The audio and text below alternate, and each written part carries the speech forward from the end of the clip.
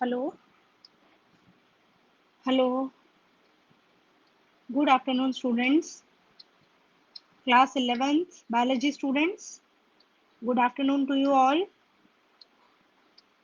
I welcome all the class 11 biology students in this first session of chapter 5 on 14th of May 2020. The name of the chapter is Morphology of Flowering Plants. This is the chapter 5 of your syllabus. Yes, all the biology students join in fast. I am Monica Malhotra, PGT Biology from KV Push Vihar, New Delhi. I welcome all the class 11 biology students to study chapter 5 of their syllabus, that is Morphology of Flowering Plants. This is the first session of the chapter. We are going to start with the new chapter today. Yes? Okay, so before starting the chapter, you all must know what is morphology. Yes, morphology. ये term आपने पहले भी पढ़ी है in initial chapters, first and second chapter. So what is morphology?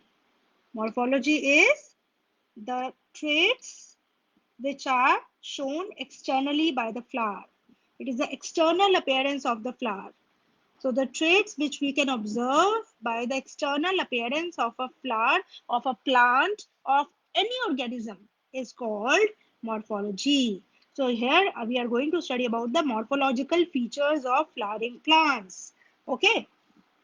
So in initial classes, in junior classes also, you have studied about the plants and the parts of the plants. So just a recapitulation of what you already know, which you have already learned.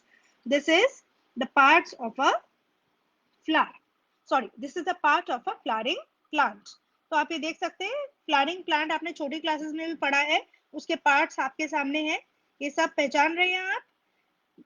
Every plant consists of a root system and a shoot system. Okay, so here you can see this is the root system which is beneath the ground, and here is the shoot system which is upright, which is above the ground. Okay, तो ये दो type के systems हर plant में होते हैं, root system and shoot system, और बाकी सब उसके डिफरेंट पार्ट्स दिखाए गए हैं. देखिए जो रूट सिस्टम है इसमें ये प्राइमरी रूट, सेकेंडरी रूट आपको ये रूट सिस्टम में नजर आ रही है. ठीक है, ये शूट है, it is upright, vertically upright above the ground. इस शूट में आपको देखिए क्या क्या दिखाई दे रहा है. You can see the leaves, ठीक है, which are arising from the branch. Okay, this is the branch from where the leaves are arising. ठीक है, and here you can see there is a bud, flower bud, floral bud कहते हैं जिसको. ये देखो floral buds का पूरा group है. ठीक है, they develop into a flower, right? Now these flowers, they undergo fertilization and they give rise to fruits. So these are the fruits. ये इसी flower से बने हैं fruits. ठीक है, then आपको दिख रहा है कि जहां से ये स्टेम के जिस रीजन से ब्रांच या लीफ अराइज करता है, ये रीजन, इसे क्या बोलते हैं? Node. This is called node. Okay, this is one node, this is another node, this is another node, this is again another node, this is also a node. Okay, so between any two nodes, between any two successive nodes, the region which is between any two successive nodes is called internode. इसे internode कहते हैं. दो nodes के बीच का जो distance है, उसके बीच की जगह है जो, वो कहलाती है इंटरनोड. ओके, अब आप ये देख सकते हैं यहाँ पर एक बर्ड अराइज हो रही है. ठीक है, ये मेन स्टेम है और ये उसकी ब्रांच है. ठीक है, स्टेम और ब्रांच के यहाँ एंगल बनता है एक. ठीक है, इस एंगल से एक बर्ड अराइज हो रही है. इसे क्या बोलते हैं? ये एक स्पेशल टाइप की बर्ड है. According to the position it is called axial bud. This is axial bud. Okay, और ये जो बिल्कुल टर्मिनल लोकेशन पे अराइज हुई है बर्ड, इसे बोलते हैं टर्मिनल बर्ड. तो ये एक्सियल बर्ड और ये terminal bud. Bird can be classified in two types on the basis of its position. This is axial position, so axillary bud. ठीक है, this is terminal position, so terminal bud. So I hope you have gathered the concepts, the basic concepts of a flowering plant, the root system and the shoot system. Okay, you all know when a seed germinates, जब एक seed germinate करता है तो उसमें से दो thread जैसे structure दिखाई देते हैं, दो थ्रेड जैसे स्ट्रक्चर निकलते हैं, ठीक है। One structure which goes beneath the ground, below the ground is called radicle, and the thread like structure which turns vertically upwards above the ground is called plumule. Okay, तो जो radical है वो root system को generate करता है और plumule shoot system को generate करता है। ये सब आप छोटी क्लासेस में पढ़ चुके हैं। I am just helping you to revise those concepts. okay, after this we come to the detail of root system।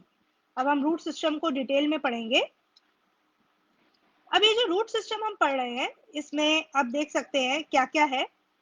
yes, you can see in most of the dicotyledonous plants the direct elongation of the radicle leads to the formation of primary root which grows inside the soil।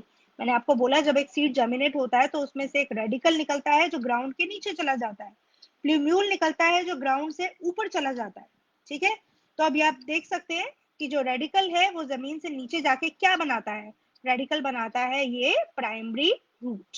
radical forms the primary root of a plant, ठीक है। and this root is only found in dicot plants, dicotyledonous plants। अब पहले तो हम यही जान लें कि डाइकोटिलेडनस प्लांट्स क्या होते हैं। आपको पता है प्लांट्स को हम उनके कोटिलेडन्स के बेस पर दो टाइप्स में बांट सकते हैं। एक टाइप है डाइकोटिलेडनस प्लांट्स और दूसरा टाइप है monocotyledonous plants. Okay, dicots and monocots, right. अब जिनके सीड्स में दो कॉटिलेडन्स होते हैं वो डाइकॉट सीड्स हो गए और उन सीड से डाइकॉट प्लांट्स बनेंगे। जिन सीड्स में एक ही कॉटिलेडन होता है वो मोनोकॉट सीड हो गया और उसमें उसको मोनोकॉटिलेडनस प्लांट कहेंगे। अब आप पूछेंगे भाई ये कॉटिलेडन क्या होता है। Okay, cotyledon is a leaf like appendage which stores the nourishment in it, ठीक है। एक लीफी अपेंडेज होती है जो सीड को एनवेलप करती है और ये न्यूट्रिशनल फूड को, न्यूट्रिशन को अपने अंदर स्टोर करती है, राइट। और सीड में जो एम्ब्रियो है उसको नरिशमेंट प्रोवाइड करती है, राइट। ओके, तो अब आप जब ये जर्मिनेट करते हैं सीड्स तो इनको इनिशियल नरिशमेंट जो है वो कहाँ से मिलती है, कॉटिलिडन से मिलती है, राइट। तो अब देखिए डाइकॉट प्लांट्स में दो कॉटिलिडन्स हैं और मोनोकॉट प्लांट्स में एक ही कॉटिलिडन होता है। एग्जाम्पल के तौर पे बता दूं, डाइकॉट प्लांट में क्या आएंगे, sunflower, then mustard, groundnut, pea, gram, ठीक है, all the pulses they all are dicotyledonous plants, right. Monocot plant में क्या आते हैं, मोनोकॉट प्लांट्स जितनी घास फूस होती है वो सब मोनोकॉट प्लांट्स में आती है, all the grasses, okay, about all the varieties of wheat, rice, jowar, bajra, they all are monocotyledonous plants। ये सब monocot plants होते हैं। So here lies the basic difference, which is on the basis of the number of cotyledons present in the seed of a plant। Okay, चलिए अब हम बात करते हैं ये जो रेडिकल था, रेडिकल ग्राउंड से नीचे चला गया और उसने प्राइमरी रूट बना दी, ठीक है। और ये प्राइमरी रूट फिर आगे डेवलप होती है और इसमें से सेकेंडरी रूट्स निकलती हैं। You can see this primary root gives rise to secondary root and this secondary root later gives rise to, ये देखो ये प्राइमरी रूट है, ये सेकेंडरी रूट है और सेकेंडरी से ये आगे निकली, इसे बोलेंगे tertiary root. Okay, this is a tertiary root।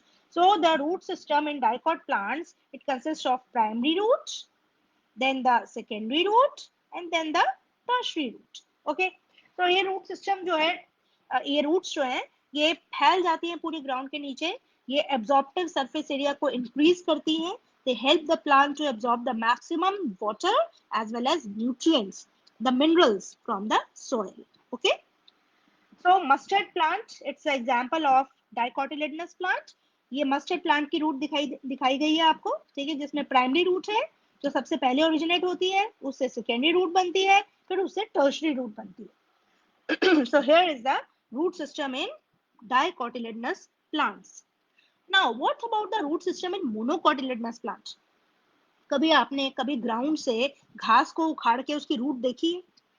अगर आप ग्राउंड से आपने कभी घास उखाड़ी हो और उसकी रूट देखी हो तो आपने देखा होगा कि वो रूट इस तरह की होती है।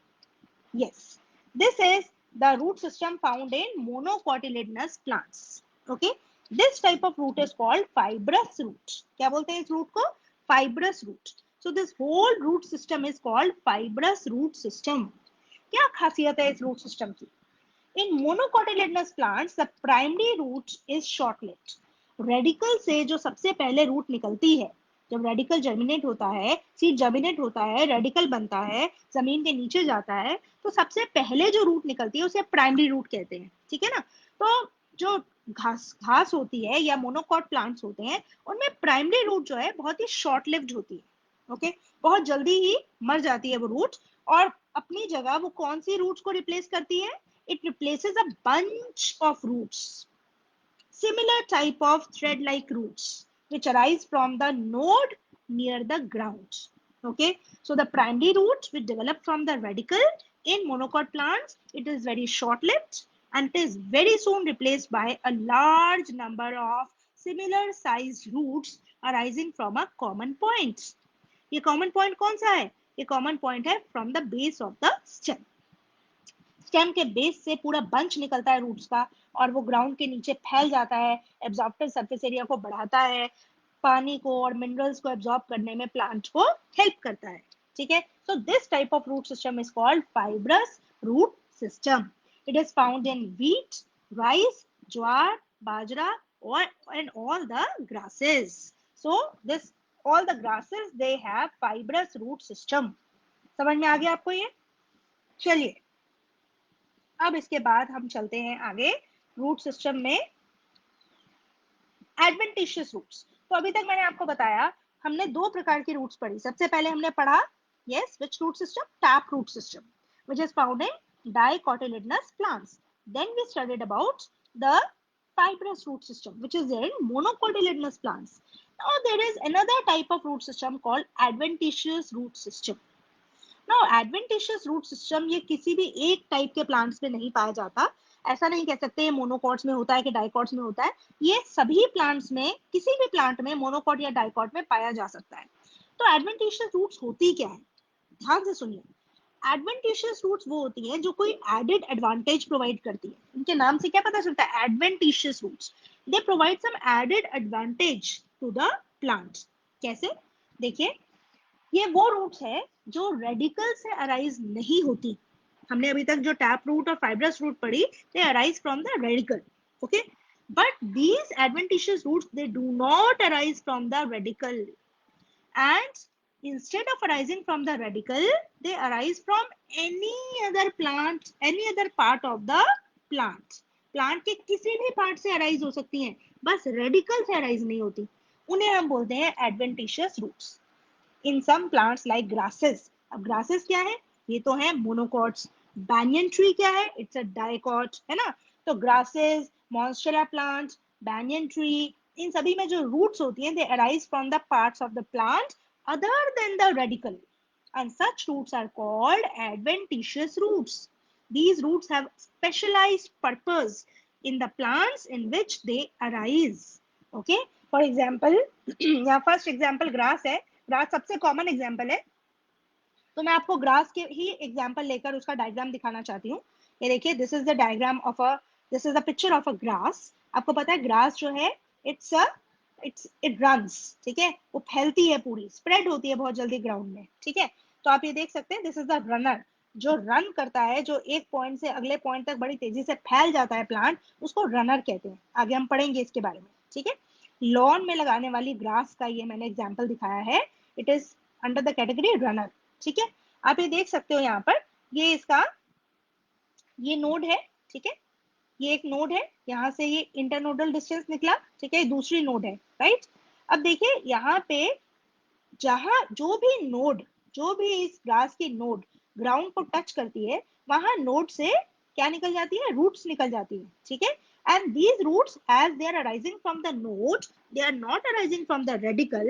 That is why such roots are called adventitious roots. ठीक है, देखिए लेबल भी किया हुआ है. These are the adventitious roots of the grass. The scientific name of the grass is cynodon. Okay? तो अब देखिए ग्रीन लीव्स दिखाए हैं ग्रास के. ये इसकी एरियल ब्रांचेस हैं. एरियल ब्रांचेस मतलब जो अपराइट होती हैं, एयर में होती हैं, अबव द ग्राउंड होती हैं, ठीक है? और ये उसकी नोड है एक ग्रास की, ये दूसरी नोड है, और बीच में डिस्टेंस हुआ इंटरनोड. ओके? तो ये इंटरनोड के थ्रू रन करती है, ये आगे आगे फैलती है ग्राउंड में. और जहां भी नोड टच करती है ग्राउंड को वहां पर it gives rise to root system, and such root system is called adventitious root system. हम और भी बहुत टाइप के एडवेंटिशियस रूट्स के बारे में आगे पढ़ेंगे, prop roots, tilt roots, different adventitious roots are there which we will study in detail ahead. Okay, now we move on to the next topic. I hope adventitious roots are clear to you. These roots do not arise from radicle, and instead of arising from radicle it arises from any other part of the plant. चलिए अब हम देखते हैं adventitious roots के function क्या होते हैं। सबसे पहले तो मैं नॉर्मल रूट का आपको फंक्शन पूछना चाहती हूँ। एक रूट का क्या फंक्शन होता है प्लांट में? बिल्कुल, जो रूट है वो प्लांट को सॉइल के अंदर एंकर करती है, पकड़ के रखती है, सॉइल में उसको खड़ा करती है। ठीक है। Second important function is absorption of water and minerals from the soil. You know soil is a reservoir of water and minerals, so root system helps in absorbing the water and minerals from the soil. ठीक है, तो ये दो first to मैंने आपको जो function बताए ये तो नॉर्मल रूट के होते हैं। ठीक है, रूट के ये बेसिक फंक्शंस हैं। ठीक है, तो एडवेंटिशियस रूट्स भी ये परफॉर्म करती हैं, लेकिन इसके अलावा कुछ specialised functions adventitious roots perform करती हैं। स्पेशलाइज्ड फंक्शंस क्या है? Storing the reserve food material. कई बार एडवेंटिशियस रूट्स जो है ये स्टोरेज का काम करती है। ठीक है, जैसे जैसे मूली, गाजर, इन सब में these are what? These are modified roots. ठीक है, carrots, radish, turnip, these all are modified roots. Okay, so they store food material in them. Then they also help in synthesis of plant growth regulators. कई plants के अंदर जो adventitious roots हैं उनमें plant growth regulators बनते हैं।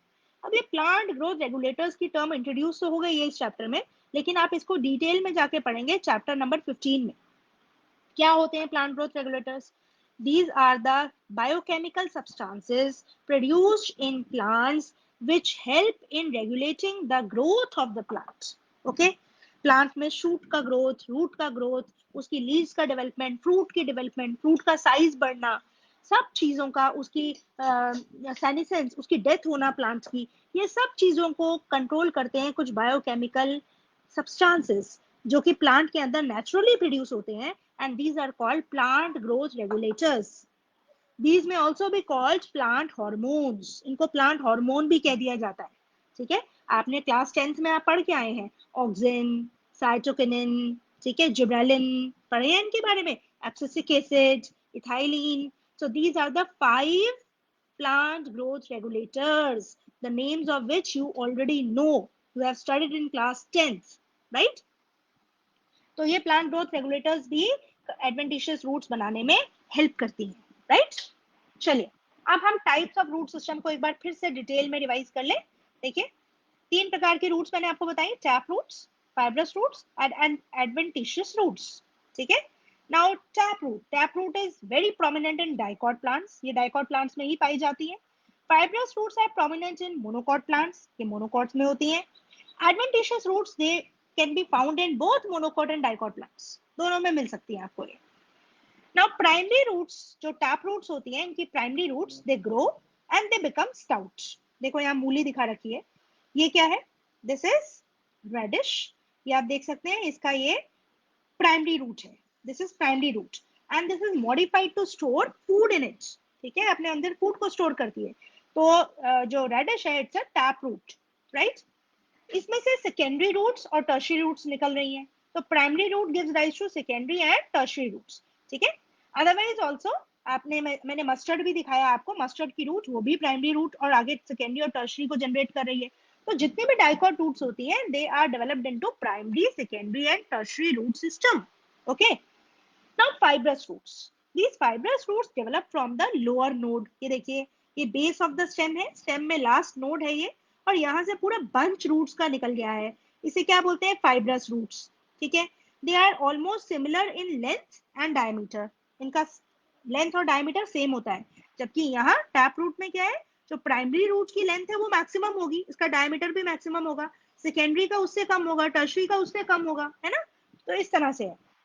लेकिन fibrous root में जितनी भी रूट्स हैं बंच में निकली हुई, उन सभी की लेंथ और डायमीटर सेम होता है, राइट? चलिए एडवेंटिशियस रूट की बात करें। They develop from organs of the shoot system, shoot system के किसी भी ऑर्गन से निकल जाती हैं ये। ठीक है, need not arise from radical, ये रेडिकल से अराइज नहीं करती, ठीक है। इसीलिए ये स्पेशलाइज एडवांटेज के लिए होती है, प्लांट के अंदर कोई स्पेशलाइज फंक्शन करती हैं, इसीलिए इनका नाम एडवेंटिशियस रूट्स होता है, ठीक है। यहाँ देखिए पुदीने में दिखा रखी है, मिंट, मिंट में भी ऐसे ही है, ये इंटरनोडल डिस्टेंस है और नोड से यहाँ से एडवेंटिशियस रूट निकल रही है, ठीक है। So these are the examples. तो I hope now the 3 types of root systems are crystal clear to you. Okay, so we move on to the next topic in the root system. आज मैं आपको सिर्फ root system पढ़ाऊंगी, बहुत easy है, बहुत कुछ पहले पढ़ा हुआ है आपने, लेकिन चैप्टर को हम धीरे धीरे स्टार्ट किया है, इसीलिए आज रूट सिस्टम ही पढ़ेंगे हम सिर्फ। उसी को आप डाइजेस्ट करो, उसी को रिवाइज करो और उसी के नोट्स बनाओ, ठीक है। चलिए we move on to the next topic now, regions of the root. एक रूट में कौन कौन से रीजन्स होते हैं, वो क्या काम करते हैं, ये बहुत इंपॉर्टेंट है आपके जानने के लिए, ठीक है। This is the diagram taken from your NCERT book, ठीक है, एनसीईआरटी से लिया है मैंने ये, ताकि आप इसको आराम से रिलेट कर सके, ठीक है। ये एक रूट शो की है यहाँ पर। इस रूट में देखो कितने रीजन्स आपको दिखाई दे रहे हैं।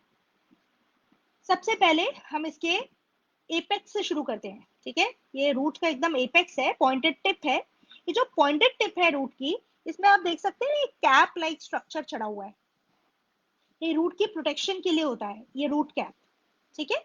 ये रूट कैप है यहाँ पर, it is for the protection. अब भाई ऐसी क्या जरूरत पड़ गई कि रूट को प्रोटेक्शन चाहिए, इसके टिप को प्रोटेक्शन की क्या जरूरत है। इसके टिप को प्रोटेक्शन की इसीलिए बहुत जरूरत है क्योंकि सबसे इंपॉर्टेंट, इसका सबसे इंपॉर्टेंट ग्रोथ का reason, which is the region of meristematic activity, it is there in the tip of the root। और अगर ये रीजन डैमेज हो जाए, इसके सेल्स यहाँ से टूट जाए, रीजन का ये रीजन यहाँ से डिटैच हो जाए, कट हो जाए, डैमेज हो जाए, तो this root will stop the growth in the vertically downward direction.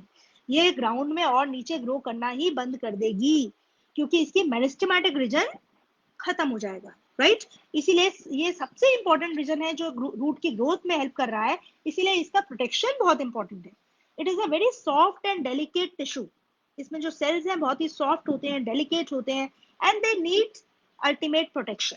So their protection is because of the root cap. Root cap पहला रीजन हुआ इसका मतलब रूट का। The root is covered at the apex by a thimble like structure called the root cap. अब ये thimble क्या होता है, ठीक है, अगर आप इंग्लिश की डिक्शनरी में देखें, थिम्बल का मतलब होता है एक छोटा सा मेटल का कैप, एक ढक्कन जैसा एक स्ट्रक्चर होता है जो उंगलियों पे पहना जाता है। जब हम सुई सिलाई का काम करते हैं, सिलने का काम करते हैं या कोई ऐसा काम करते हैं जिसमें उंगलियों की टिप्स डैमेज हो सकती हैं, then generally we wear thimble, okay। So thimble is actually a metallic cap like structure which helps us to cover our fingers. It is for the protection of our fingertips. Similarly, the root tip also needs protection. So the root tip is covered by a thimble like structure which is called root cap. इसे root cap कहते हैं, ठीक है। ये protect करती है tender apex को। Tender मतलब बहुत ही सॉफ्ट है, ठीक है। It is prone to damage, so it protects the tender apex of the root as it makes its way through the soil. देखिए सॉइल में जब रूट नीचे की तरफ उगती है तो उसको फ्रिक्शन का सामना करना पड़ता है। द इनिशियल जो बिल्कुल एंटीरियर रीजन पे मेरिस्टेमेटिक सेल्स हैं, when they go deep in the soil they undergo friction, they face friction from the soil particles. उनको सॉइल पार्टिकल्स के बीच में कैपिलरी बनाते हुए नीचे की तरफ जाना पड़ता है। इस बीच बहुत चांसेस हैं कि वो डैमेज हो जाए सेल्स और वो आगे मेरिस्टेमेटिक ग्रोथ कर ही ना पाए, इसीलिए उन सेल्स की प्रोटेक्शन के लिए रूट कैप की जरूरत है। ओके, बार बार मैं आपको मेरिस्टेमेटिक ग्रोथ, मेरिस्टेम ये टर्म्स यूज कर रही हूँ। So first of all I must tell you what is a meristem.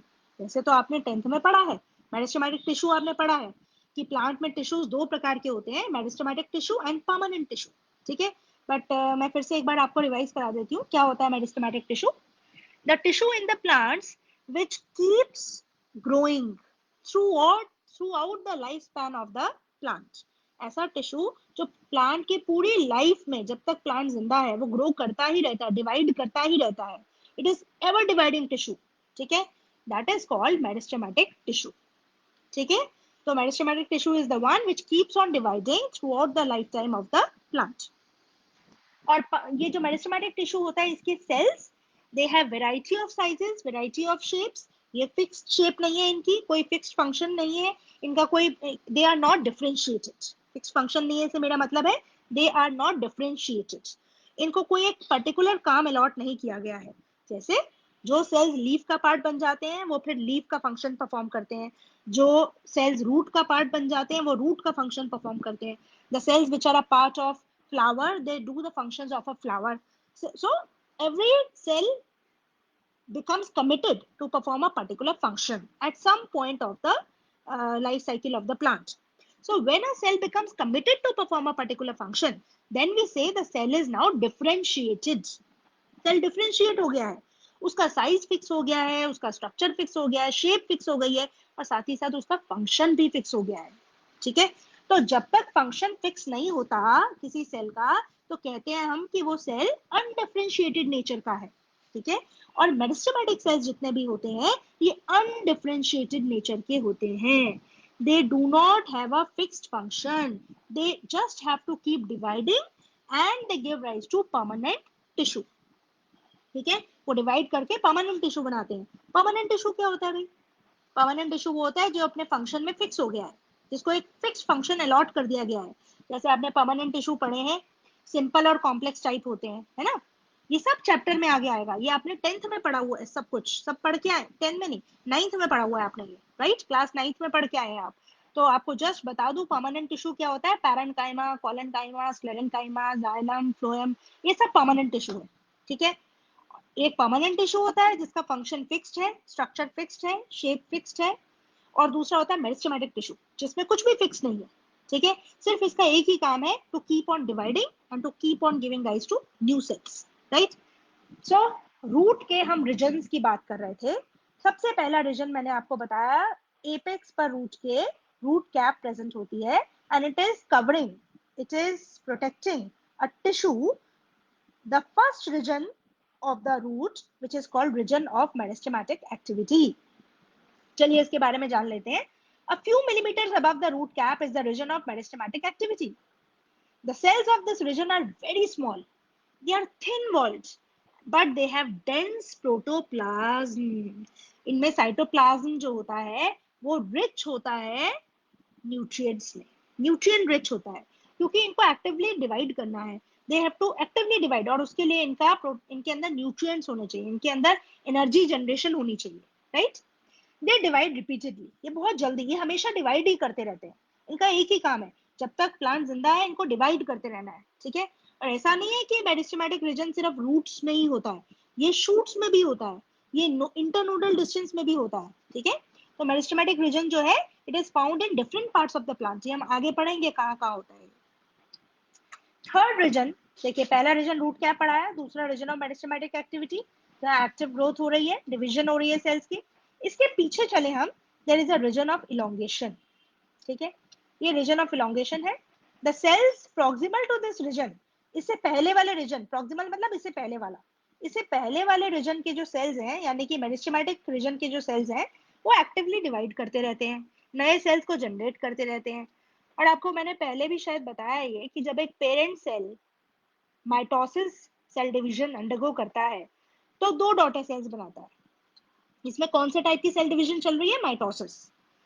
Mitotic cell division में whenever a parent cell divides, it gives rise to two daughter cells.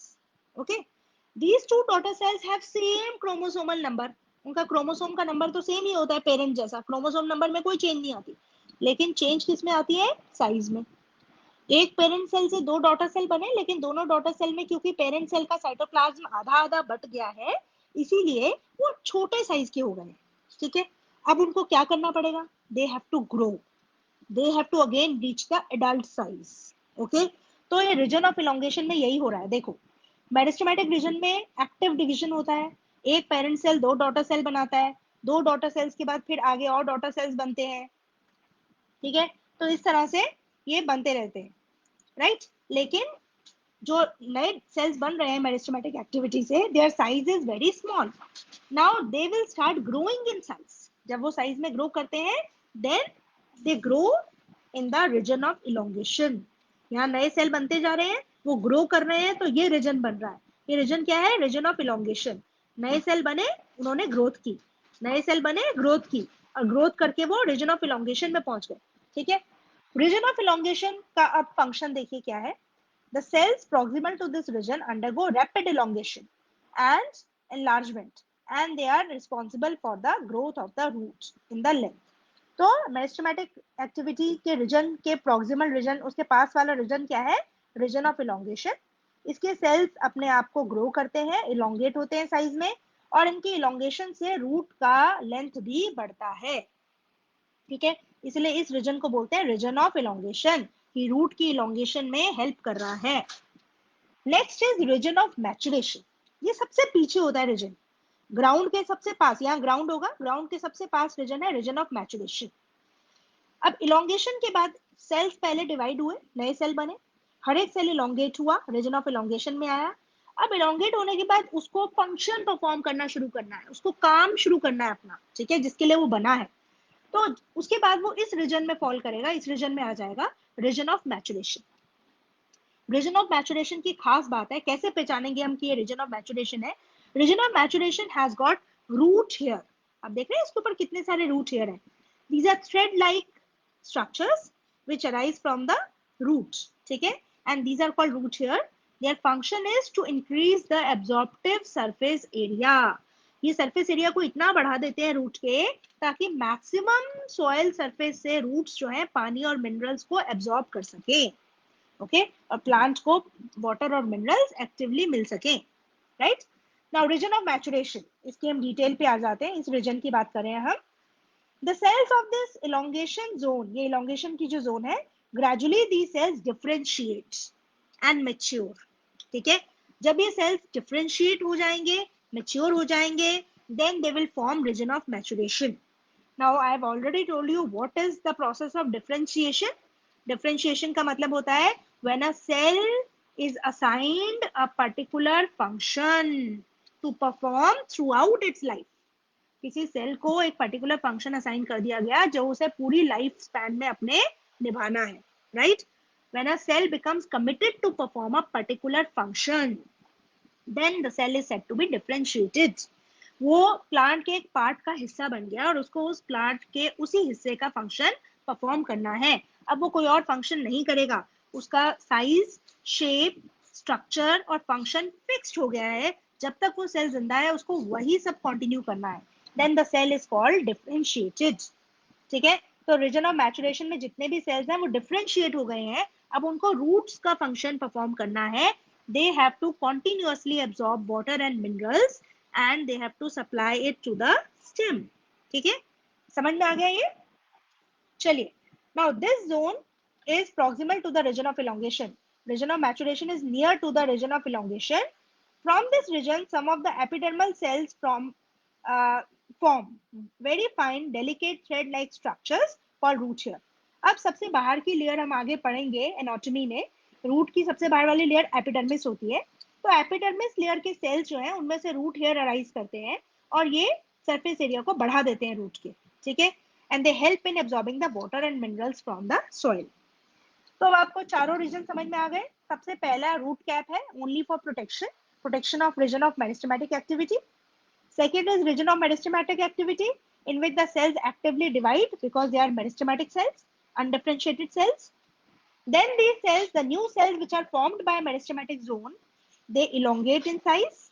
This is the region of elongation. They grow and elongate, increase the length of the root, and after growing, they become differentiated. They are committed to perform a particular function, and they form region of maturation, in which epidermal cells, they give rise to root hair. Root hair increase the absorptive surface area and they help in efficient absorption of water and minerals by the root. So these are the four regions and their functions in root. I hope बेटा क्या repeat करना है वो specially बोलो, मैंने अभी सब कुछ रिपीट कर दिया। गुड्डू यादव, कोई कौन सा पर्टिकुलर पॉइंट आप रिवाइज करना चाहते हो? मैंने अभी सारा का सारा टॉपिक फिर से बता दिया, अभी भी कुछ डाउट है? चलिए, now we come to modifications of root. Root किस तरह से मॉडिफाइड है? ओके, रूट्स जो है कुछ प्लांट्स में, they change their shape and structure and they become modified to perform particular functions. ठीक है, Now these functions are the functions apart from absorption and conduction of water and minerals. Roots का normal function क्या है? Absorb करना water और mineral को और उसको कंडक्ट करना शूट सिस्टम की तरह। और दूसरा इंपॉर्टेंट फंक्शन क्या है? Anchorage of the plant in the soil. ये दो तो रेगुलर फंक्शंस है। इसके अलावा in some plants the root change their shape and structure and perform some modified specialised functions in those plants. ठीक है, ये मॉडिफिकेशंस जो रूट में है ये किन फंक्शंस के लिए होती हैं? These roots are modified for extra support of the plant, for storage of food in the plant, and even for respiration, for the gaseous exchange in the plants. And these particular functions are performed in specialized plants where these modified roots develop. Okay? अब हम देखते हैं कौन sea routes हैं, कैसे develop हो रही हैं, क्या डिटेल है इनकी। मॉडिफिकेशन इन द रूट्स, सबसे पहले हम कौन से टाइप की रूट की बात करेंगे? Storage root. कुछ रूट्स जो प्लांट्स के अंदर स्टोरेज का काम करती हैं, वो अपने अंदर स्टार्च या मॉइस्चर स्टोर कर लेती है। ठीक है, अब हम देखते हैं कैसे हो रही है ये स्टोरेज रूट। आप सब खाते हैं इनको, carrots, beets, sweet potato, radish, turnip, ये सब क्या है? These all are storage roots in which roots are specially modified for the storage of starch and water. ठीक है, इनमें स्टार्च और वाटर स्टोर्ड होता है। ठीक है, और आपको पता है जितनी भी रूट्स नॉर्मली ग्राउंड के नीचे ही उगती हैं, है ना? ये देख रहे हैं आप, ग्राउंड है ये, इसके नीचे ये सॉइल है, इसमें रूट्स उग रही हैं। ये देखो कैरेट है, ये टर्निप है, ये रेडिश है, ये बीट रूट है। ठीक है, और ये सारी मॉडिफाइड रूट्स हैं। These all are storage roots. ठीक है, और ये आप देखें सारी की सारी क्या है इसमें? कैरेट टर्निप ये सब क्या है? These all are tap roots. ठीक है, tap roots of carrot, turnip and adventitious roots of sweet potato, they get swollen and store food. ठीक है, स्वीट पोटैटो में जो रूट है एडवेंटिशियस टाइप की होती है। ठीक है, क्योंकि स्वीट पोटैटो आपको मैं बता दूं, it is not a root, it is a sorry, sweet potato is also a root, तो इसमें एडवेंटिशियस रूट होती है। ठीक है, so tap root of carrot, turnip and adventitious root of sweet potato, they get swollen and they store the food. इन सभी में food store होता है, ये सब मॉडिफाइड रूट्स है। ठीक है, तो स्वीट पोटैटो याद रखना, it is a modified root, and the potato which you eat, they are the modified stems. ये डिफरेंस है, स्वीट पोटैटो रूट होता है और पोटैटो जो आप खाते हो आलू, that is modified stem, that is a stem. Okay, उनके बारे में हम आगे पढ़ेंगे। कुछ और मॉडिफिकेशंस की बात कर रहे हैं रूट्स में। क्रॉप रूट्स, सबने देखा होगा बैंयन ट्री। ठीक है, तो बैंयन ट्री है, आपको मालूम है बैंयन ट्री में जो लोअर ब्रांचेस होती हैं उनमें से ये पिलर लाइक स्ट्रक्चर्स बन जाते हैं, ऐसे थ्रेड लाइक स्ट्रक्चर्स नीचे की तरफ जाते हैं, दीज आर एरियल रूट्स। ठीक है, ये देखो ये लोअर ब्रांचेस हैं। ठीक है, स्टेम ब्रांच, स्टेम से जो ब्रांच निकली हुई है, और इस एडिशनल ब्रांच से ये जो ये वाली ब्रांच है, इसका काम ही ये है कि इसमें से एरियल रूट्स अराइज करती है। देखो ये हवा में है अभी roots, they are growing downwards, कितनी कमाल की बात है। ठीक है, ये देखो इसमें से ये एडवेंटिशियस रूट निकल रही है, aerial roots which are growing downwards. जैसे ही जमीन को टच करती हैं, they get into the soil. देखिए एरियल रूट्स ग्राउंड को टच करते ही इसमें रूट कैप बन जाती है। ठीक है, and they form very strong pillar, collection of aerial roots, they form strong pillars and they provide additional support to this voluminous banyan tree. This is a very heavy banyan tree. इसकी जो अपनी roots हैं वो इसके wait को support करने में, इसको न्यूट्रिशन देने में, वाटर और मिनरल्स देने में अब इतनी सपोर्टिव नहीं रही हैं, सफिशिएंट नहीं रही हैं, इसीलिए एक्स्ट्रा सपोर्ट के लिए इसको ये एडवेंटिशियस रूट्स की जरूरत है, प्रॉप रूट्स की जरूरत है। ठीक है, so prop roots grow down from the branches and on reaching the ground they fix themselves to the soil. They provide additional support to the large branches of some plants like the banyan trees. ठीक है, so these are called prop roots. याद रखना, ये आपकी NCERT में है, बहुत important है ये। Now next very important type of modification in root is stilt roots. Stilt root are found in sugarcane, in maize. ठीक है, इनके अंदर पाई जाती हैं ये। Now stem of maize and sugarcane, they have supporting roots. Again these are supporting roots which come out of the lower nodes of the stem. ठीक है, आपको पता है ज्यादातर जो मेज, सुगरकेन सब प्लांट्स हैं ये एक्वाटिक मीडियम में पाए जाते हैं। ठीक है, ये ज्यादातर पानी रिवर पॉन्ड्स के पास होते हैं। ठीक है, और वहां पे जो ग्राउंड है इतनी सॉलिड नहीं होती, तो इसीलिए इनकी रूट्स को एक्स्ट्रा सपोर्ट की जरूरत पड़ती है so that the stem may not fall. ठीक है, तो इसीलिए एक्स्ट्रा सपोर्ट के लिए इनके पास ये स्टिल्ट रूट्स प्रेजेंट होते हैं। Now stems of maize and sugarcane, they have supporting roots coming out of the lower nodes of the stem। ये देखिए, ये स्टेम है, ये इसकी नोड है। ठीक है, अब ये एक और नोड है। ठीक है, ये जो नोड है यहाँ से ये एरियल रूट्स निकल रही हैं। ठीक है, और यहाँ जो नोड आपको दिखाई दे रही है, this is the lowest node, सबसे नीचे की नोड है, ग्राउंड के सबसे पास है। यहाँ से ये देख रहे हैं आप, पूरा इसकी सरकमफ्रेंस में पूरा एक सर्कुलर फॉर्म में ये रूट्स अराइज हो रही हैं, and these roots are getting into the ground. ठीक है, they are touching the ground, they are fixing themselves in the ground, and these are called the stilt roots। ठीक है, ये पूरा एक सर्कल फॉर्म कर लेती हैं। stilt roots are aerial adventitious roots। पहले ये एरियल ही थी, लेकिन एयर में थी, लेकिन उसके बाद ये नीचे ग्रो करके आ गई और नीचे इन्होंने पूरा एक सर्कमफ्रेंस बना लिया है, and they grow obliquely downwards from the basal nodes of the main stem and fix firmly to the soil। ठीक है, सबसे नीचे की नोड से अराइज करती हैं and they fix themselves into the soil। Such supporting roots are found in plants growing near the banks of rivers, ponds, etc। These are for additional support of the stem to the entire plant। Okay, so these stilt roots in this diagram are of Zea mays। Zea is the genus, maize is the species, and this is the biological name of maize plant। ठीक है, maize का example दिया है, and similar stilt roots are there in sugarcane also। ठीक है, अब इसके बाद हम और एक और मॉडिफिकेशन में रूट्स की पहुंच गए हैं, very special type of roots. इनको हम क्या बोलते हैं, these are the roots for respiration, respiratory roots भी कहते हैं इनको हम। These roots are technically called pneumatophores. क्या बोलते हैं, न्यूमैटोफोर्स। ये न्यूमैटोफोर्स बहुत स्पेशल टाइप की रूट्स हैं, और ये कुछ स्पेशल टाइप के प्लांट्स में उगती हैं, ऐसे प्लांट्स जो स्वैम्पी एरियाज में ग्रो करते हैं। स्वैम्पी एरियाज, मार्शी एरियाज जहां दलदल होती है, जहां का ग्राउंड फर्म नहीं होता, ऐसे एरियाज में जो प्लांट्स उगते हैं, they develop specialized roots called nematophores। Now in some plants like rhizophora, ये मैंग्रोव प्लांट यहाँ कॉमनली लिख दिया गया है, इसका एग्जैक्ट एग्जांपल क्या है, राइजोफोरा। तो राइजोफोरा का एग्जांपल आपकी एनसीईआरटी बुक में भी है। In some plants like Rhizophora which grow in the swampy areas, marshy areas, many roots come up from they come out of the ground and grow vertically upwards। Very strange, normally we know that the roots always grow downwards, they grow beneath the ground, they are positively geotropic, ground की तरफ उगती है, नीचे की तरफ जाती हैं। लेकिन देखिए, ये जो नेमेटोफोर रूट्स है, ये नेगेटिवली जियोट्रॉपिक है।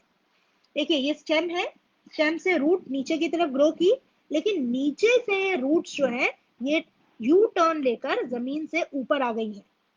They come vertically upwards. देख रहे हो आप, ये रूट डाउनवर्ड रूट है, और इसमें से देख रहे हैं आप, ये सेकेंडरी रूट्स वर्टिकली अपवर्ड आ गई हैं। ठीक है, they come up above the ground, और जो ग्राउंड से ऊपर रूट्स आती हैं, they have small apertures in them. ऐसा नहीं है कि इन्हीं में अपर्चर्स होते हैं, even the normal roots have apertures in them, and those are called lenticels. They help in the exchange of gases. तो जितने भी सॉलिड सरफेस होते हैं, वुडी सरफेसेस होते हैं प्लांट्स के, उनमें ऐसे अपर्चर पाए जाते हैं जो एक्सचेंज ऑफ गैसेस में हेल्प करते हैं। ठीक है, as in leaves they have stomata, similarly on woody surfaces they have lenticels. So you can see these small apertures on these vertical roots. These apertures are for the exchange of gases. They take in oxygen and they give out carbon dioxide. So that is the importance of these nematophores। ठीक है, so function क्या है nematophores का? They help to get oxygen for respiration। No Sujit, ये banyan tree में जो prop roots हैं, ये तभी ग्रो करती हैं जब ये ट्री बहुत ओल्ड हो जाता है, मतलब ये इसका वॉल्यूम बहुत बढ़ जाता है, इसकी जो प्राइमरी रूट सिस्टम है, जो इसकी जो अपनी रूट्स है, वो इसको सपोर्ट नहीं कर पाती। ठीक है, वीक होने लगती हैं, तो उसको एडिशनल सपोर्ट देने के लिए these prop roots develop in the banyan tree. ठीक है, okay. Guddu Yadav is saying कि रीजन ऑफ इलोंगेशन फिर से बताना है। बेटा, रीजन ऑफ इलोंगेशन जो है मेरिस्टेमेटिक जोन से ठीक ऊपर का रीजन है। मेरिस्टेमेटिक रीजन में एक्टिवली सेल्स डिवाइड करते हैं, न्यू सेल्स आर फॉर्म्ड। ठीक है, और वो सेल्स अनडिफरेंशिएटेड होते हैं, लेकिन वो सेल्स जब ग्रो, जब वो बन जाते हैं, जब एक बार वो डिवाइड होके छोटे छोटे सेल बन जाते हैं, now they grow in size, ठीक है, वो ग्रो करते हैं और वो एडल्ट साइज जितना अपना साइज बना लेते हैं. Now the growing cells which are elongating in size, they form the region of elongation. ठीक है, तो सबसे पहले रीजन ऑफ मैचुरेशन, फिर रीजन ऑफ इलोंगेशन, और फिर रीजन ऑफ मैचुरेशन आता है. समझ में आ गया? इलोंगेशन में वो सेल्स अभी अनडिफरेंशिएटेड ही है, सिर्फ अपने ग्रोथ कर रहे हैं, वो अपने साइज को इंक्रीज कर रहे हैं. ठीक है, समझ में आ गया? चलिए, नेमाटोफोर्स के बाद हमारा आज का लेक्चर यहीं पे खत्म होता है. मैंने सिर्फ रूट्स ही पढ़ानी थी आपको, ताकि आप धीरे धीरे करके छुट्टियों में ये लेसन को पढ़ें. ठीक है, और हम धीरे धीरे आगे एडवांस करेंगे. आज आपको मैंने रूट्स पढ़ाई, ठीक है, कि रूट में प्राइमरी रूट क्या होती है, सेकेंडरी क्या होती है, टर्शरी क्या होती है. ठीक है, ये उनका सीक्वेंस है according to the sequence of arising of the roots. ठीक है, सेकेंड मैंने आपको रूट्स में डिफरेंशिएशन बताया on the tap root system, fibrous root system और एडवेंटिशियस रूट सिस्टम. ये दूसरा तरीका है रूट्स को डिफरेंशिएट करने का.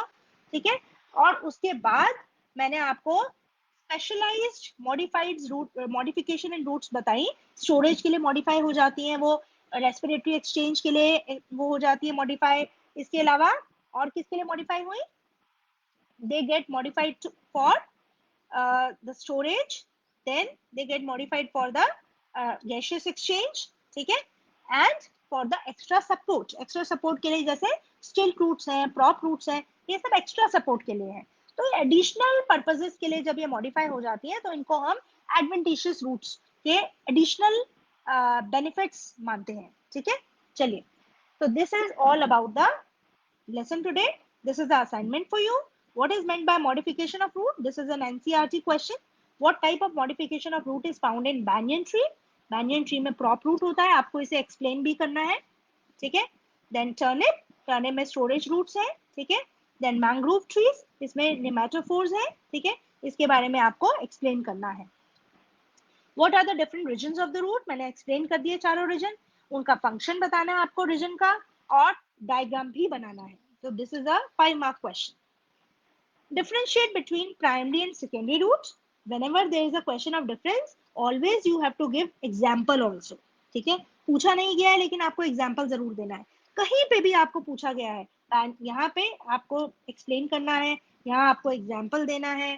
ठीक है, मैंग्रोव ट्री पूछा है तो यहाँ आपको एग्जाम्पल जरूर देना है. ठीक है, जहां कहीं जगह बनती है आपको एग्जाम्पल जरूर देना है. ठीक है, tap root and fibrous root system में डिफरेंस, यहाँ पे भी आपको एग्जाम्पल देना है.